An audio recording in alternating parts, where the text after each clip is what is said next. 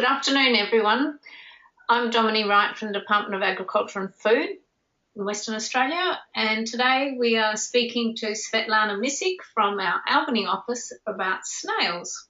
So good afternoon, Svet. Good afternoon, everybody. One of the things that we've been having a lot of issues in parts of the southern parts of the state is snails, and we do have 4 different types of snails present in Western Australia. However, the most common and the one that's found over all soil types is the small pointed snail. There is no silver bullet for the control of these snails. Everybody would like there to be a simple solution, but there isn't. And with snails, you do need to use a multi-pronged approach. Doing just one thing may not get the best management practices that you have. However, if you don't have snails, look, it doesn't mean that you're not going to get them. Everybody that has snails here once upon a time didn't actually have them, because snails were introduced to every single property that has snails today, and the only way that you can keep snails out is by maintaining good biosecurity. Now, the 4 species that we have are the white Italian, the vineyard snail, the small pointed and the large pointed snail. These are found throughout different parts of Western Australia. However, the white Italian and the vineyard snail have a limited distribution. These snails are predominantly found only on alkaline soil types, and they are not really found throughout the broadacre cropping areas. The large pointed snail is one of the main pests in South Australia. It has a very limited distribution in Western Australia. To date, it's found only on one broadacre paddock, and it is found elsewhere, mainly around the suburban areas of Perth. The small pointed snail, however, is found throughout Western Australia. It's found over all soil types, and it is a range that extends from pretty much Esperance up through to Dongara. Now, the 2 white Italian and vineyard snails are commonly known as round snails, and the small pointed is also known as the small conical snail. To get good control of snails, you need to break the life cycle. The small conical snail and the round snails all breed once a year about autumn, and it takes a year for the eggs to reach sexual maturity.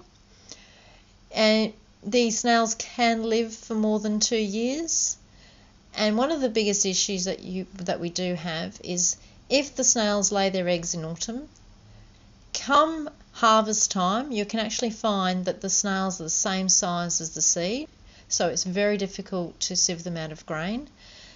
The small pointed snail has a burrowing habit, so it can burrow underground, but it can also clamber up onto seed heads and can be a grain contaminant.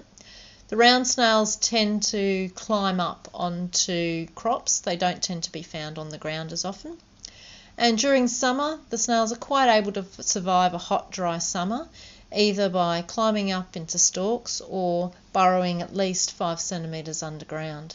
So to control them, you really need to bait or do something to reduce their numbers before their eggs are laid in autumn.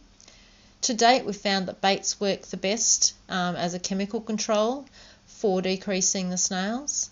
What we've also found works very well is you can get a very good control by burning, and especially windrow burning. You can decrease the populations of all the snail species by 95%.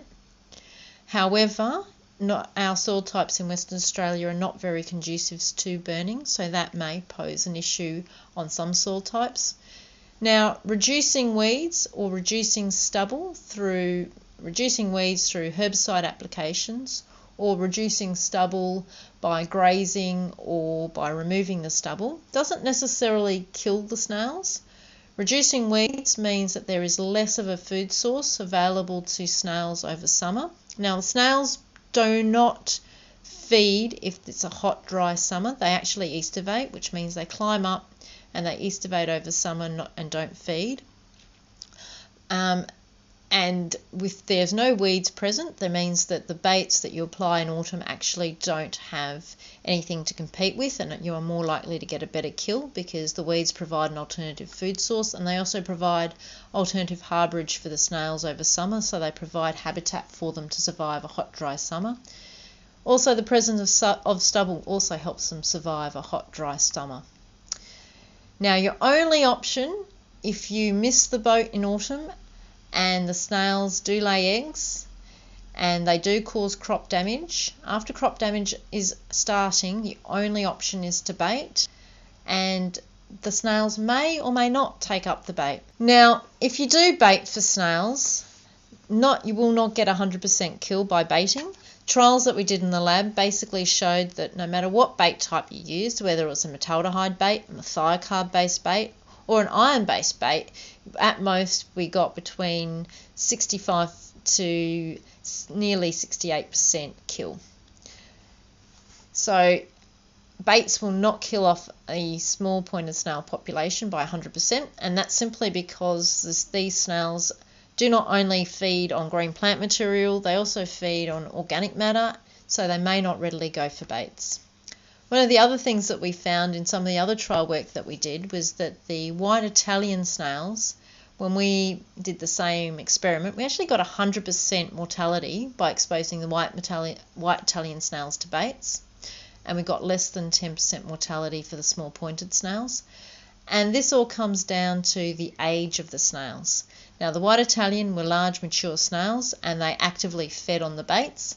The small pointed snails in this trial were immature, so they were less than half a centimetre, at least about 3 mils, and they did not actively feed on the baits. So what this shows is that if you have an older snail population, so they're all sexually mature, you're probably more likely to get at least 60% kill by using baits. But if you have an immature population, so your snails have laid their eggs in autumn and they've all hatched, you may not get a kill of the immature snails if you apply baits after they've hatched. You may need to wait until next year. Now, every grower has wanted a spray, and we've been asked continually if we could apply sprays for the control of snails, especially sprays that are registered in horticulture. Now, we did a trial where there were small pointed snails with at least 200 per square metre. Now, this was done in a canola crop. What we basically found was that if you baited, you got by day 20 about 30 plants per square metre. However, if you sprayed or did nothing, we actually only got just over 15 plants per square metre. So really, baits are your best option. Now, there are sprays registered for the control of snails in horticulture. However, due to the water rates that are being used, they are not effective in broadacre cropping. Now, the increase in snail numbers doesn't happen overnight. Some growers expect that this has been something that's just suddenly occurred, but it hasn't. It takes years for snails to build up in sufficient number to actually cause crop damage. The first precursor or suggestion that you might be having snails building up in number is that you are finding snails in grain at harvest, and that suggests that snails are increasing.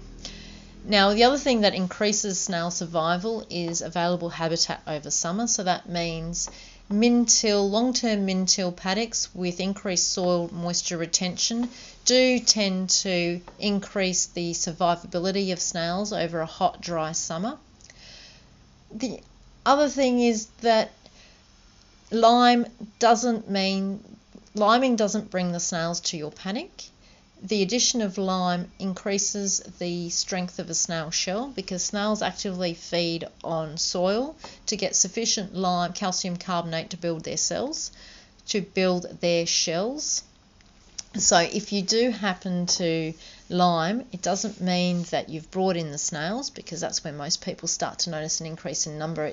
It usually means that the lime has increased the strength of the snail shell, and research by Sardi suggests that the increasing the snail's shell density also does increase their fecundity.